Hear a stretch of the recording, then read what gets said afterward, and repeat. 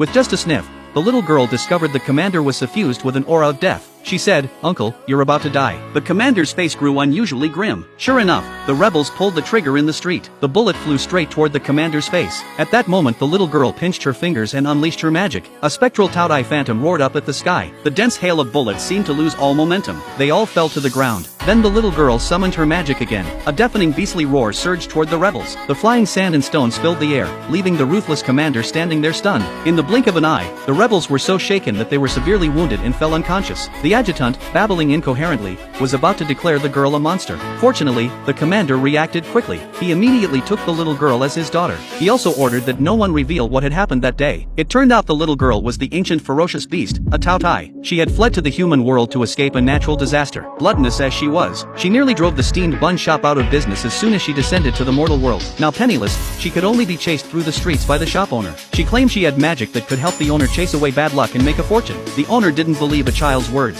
In a fit of anger, he threw 2 bamboo steamers at the girl. Unexpectedly, the girl calmly used a telekinesis-like skill to control objects. The steamers returned along their original path and slammed into the owner, leaving him dazed. At that moment, the surrounding crowd backed away. They behaved as if they had seen a prehistoric monster. They shouted, "The King of Hell has returned to the city, run." The little girl thought to herself that this was clearly the human world. How could the King of Hell be here? Suddenly a hand patted her shoulder. It was none other than the commander, feared by all. But the little girl felt an inexplicable attachment to him. She noticed a pleasant scent about him. The commander couldn't understand why the girl wasn't afraid of him. Others say I'm a monster who kills without batting an eye. But the little girl said her nose was very sensitive. Fragrance means good, stench means evil. Since the scent on the commander was fragrant, she concluded he must be a good person. Those words made the commander burst into hearty laughter. When he learned the girl had no one to rely on and had no name, he immediately took her as his daughter and gave her a name. The girl did not understand what a father was. She asked if that meant he could let her eat until she was full. Hearing this, the commander laughed heartily. He immediately said, "Don't just talk about being full. Whatever the girl liked,